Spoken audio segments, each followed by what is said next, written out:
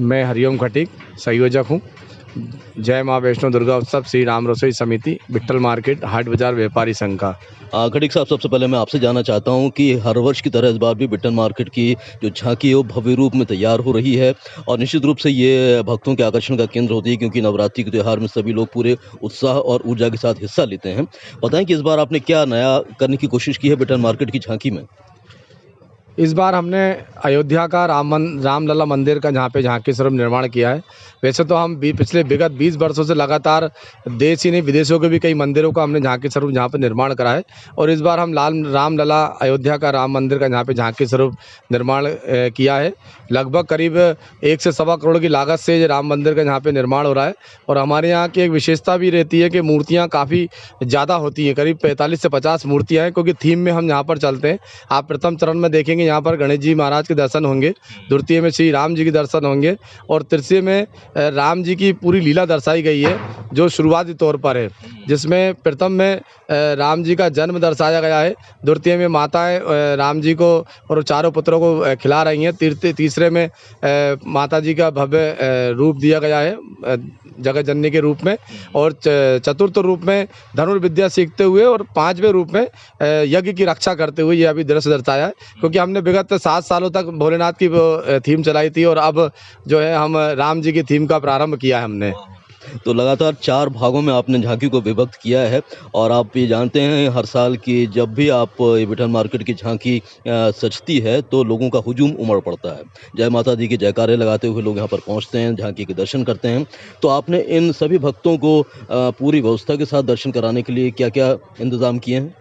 यहाँ पर सुरक्षा के इंतजाम तो क्या है, हमारी टीम इतनी बड़ी है, बिट्टल मार्केट के फुटकर व्यापारी संघ, थोक व्यापारी संघ जो जहाँ पर सपोर्ट करते हैं सारे के सारे, उनकी टीम करीब हमारी 200-250 लोगों की टीम है। और वॉलंटियर अपने अपनी जिम्मेदारियाँ जिनको दी जाती हैं वो अपनी पूरी जिम्मेदारियों को बखूबी निभाते हैं। और जैसे हमारे यहाँ रेलिंग में पब्लिक चलती है, बाहर पब्लिक रहती है, और पंडालों में पब्लिक रहती है, तो वो हर जगह हमारे वॉलंटियर उनकी सुरक्षा का पूरा ध्यान रखते हैं। और आगजनी के लिए भी हमने मतलब सीज फायर और फायर ब्रिगेड और रेत के भी कुछ ऐसे इंतजाम करके हम रखते हैं। इंतजाम तो बहुत ज़्यादा व्यवस्थित तरीके से रहते हैं, और आगे माता जाने की कृपा। पूरी कतारबद्ध होकर लोग आएँ और आसानी से दर्शन कर सकें, इसके लिए भी आपने कुछ अपने अलग-अलग अलग व्यवस्था की है? पार्ट टू पार्ट में हमने सारी व्यवस्थाएं की हैं, जनरल भी है, वीआईपी भी है, वीवीआईपी भी है, सारी सुविधाएं हैं, मतलब अलग अलग हर प्रकार की है जो हर साल हम करते हैं उससे। और इस बार रामलला आए हैं तो और भी ज़्यादा हमने प्रयास करा है कि जितना अच्छा हम हो सके उतना अच्छा करने का प्रयास करें। आप इस झांकी में एक मेले का वातावरण भी निर्मित करते हैं, आप यहाँ पर झूले भी लगाते हैं, कुछ खाने-पीने के स्टॉल्स भी लगाते हैं। मैं जानना चाहता हूँ कि इन पूरे स्टॉल्स में शुद्धता रखने के लिए और पूरी ताकि किसी को कोई अव्यवस्था ना फैले, उसके लिए आपने क्या-क्या किया है? देखो, शुद्धता और स्वच्छता के लिए तो हम सबसे पहले पूरा ध्यान रखते हैं। जैसे मूर्तियाँ जो है रहती हैं, हमारे पिछले 5 से 7 साल हो गए लगातार 50-60 मूर्तियाँ होती हैं, लेकिन हम उन मूर्तियों को विसर्जित नहीं करते। जो मूर्तिकार रहते हैं उन मूर्तिकार को नवरात्रि का पूरा पर्व मनाने के बाद में हम उन मूर्तिकार को वापस देते हैं, और 3 फीट की जो स्थापना की मूर्ति होती है सिर्फ उसी का विसर्जन करते हैं, पहला तो ये। और दूसरा, फूड जोन में भी अगर हम जाएंगे वहाँ पर, तो वहाँ पर भी पूरे जितने भी दुकानदारों को हम दुकानें देते हैं उनको भी पूरी तरीके से समझाया जाता है कि आप हमेशा ग्लव्स पहन करके, सर पे हेड पहन करके, ये सारी चीज़ें सुविधाजनक, खाने पीने में कोई गंदगी ना हो, साफ़ सफाई का पूरा ध्यान रखें, ये सारा इंतजाम वहाँ पे करा जाता है पूरा।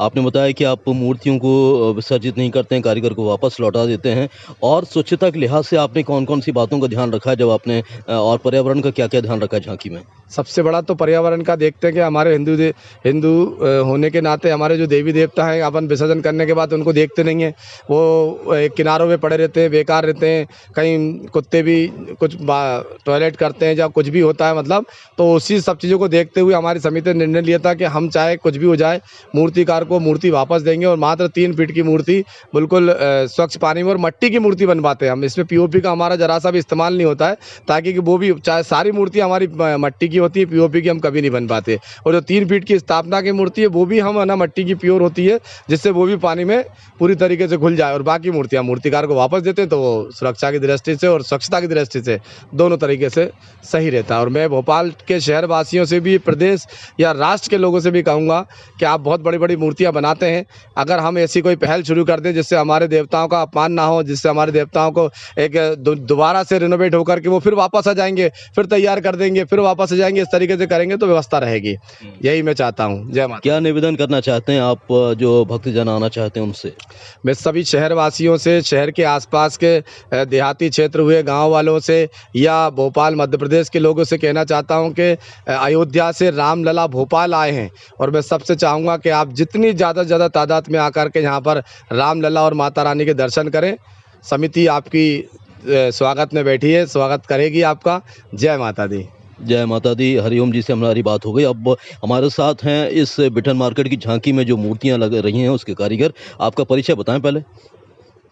सबसे पहले मेरा नाम बताऊंगा। मेरा नाम दीपक मंडल है। मैं हबीबगंज रहता हूं, विश्वकर्मा नगर में। दीपक जी, आप बिठन मार्केट की झांकी में कब से काम कर रहे हैं? मैं पहले कई साल से किया है, बीच में 2 साल मैंने किया नहीं है। इस साल भाई साहब ने अनुरोध किया, भाई साहब ने मेरे को आदेश किया, ये दीपक भाई इस बार तुम्हारा राम मंदिर तुम्हें निर्माण, क्योंकि पहले जब राम मंदिर बनाया था उस समय भी मैंने राम मंदिर निर्माण किया था। और इस समय हमारे हरियम बड़े भैया है, भैया ने आदेश किया जे भाई दीपक भाई इस साल राम मंदिर तुम्हें ही निर्माण करना है। तो उनको बात को अंदाज़ा करते हुए मैं उनको बात रखा है, और मैं इस साल राम मंदिर निर्माण करने के लिए मैं तैयार हूँ। 2.5 महीने से काम चल रहा है मेरा। 2.5 महीने से आप लगातार काम कर रहे हैं। मैं देख रहा हूँ कि बहुत सारी मूर्तियां हैं जो कि बहुत ही सुंदर आकृति और सुंदर रूप है उनका। इसे इतना सौंदर्य देने के लिए आप किस प्रकार की कल्पना मन में लाते हैं कि हमें?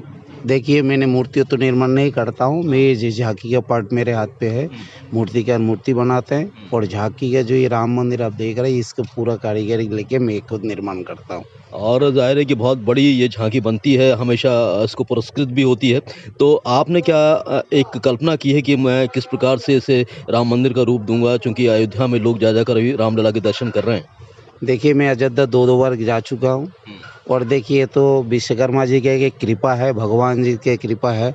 हम जब शुरुआत करते मन में एक ठान लेते जी इस इसको अच्छा तरीके से कैसा बनाया जाता है, कैसा खूबसूरत होता है, वो रात भर मैं सोचते रहता हूँ। और हमारा ये जो समिति बिट्टल मार्केट भैया लोग हमें हमेशा प्रेरणा देते हैं जी भाई दीपक भाई ऐसा ही करना, ऐसा ही खूबसूरती है, उसके आधार पर मैं काम करता हूँ। आप क्या अपील करना चाहते हैं यहाँ के भोपाल के लोगों से? भोपाल से ही कहूँगा, अयोध्या का जो राम मंदिर निर्माण हो चुका है, लेकिन अभी पूरी तरह हुआ नहीं। लेकिन आज जो बिट्टल मार्केट है, जो राम मंदिर भैया तैयार हुआ, जितनी सी ज़्यादा तादाद के हिसाब से पब्लिक यहाँ आए और भगवान राम जी का आशीर्वाद प्रदान करे। चलिए, आपका बहुत बहुत धन्यवाद। दादा, अपना परिचय दीजिए, नाम बताएं।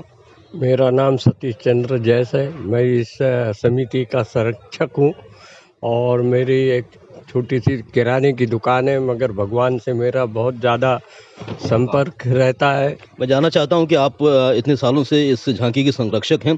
आपने क्या देखा कि किस प्रकार से बिठन मार्केट की झांकी की भव्यता बढ़ती जा रही है?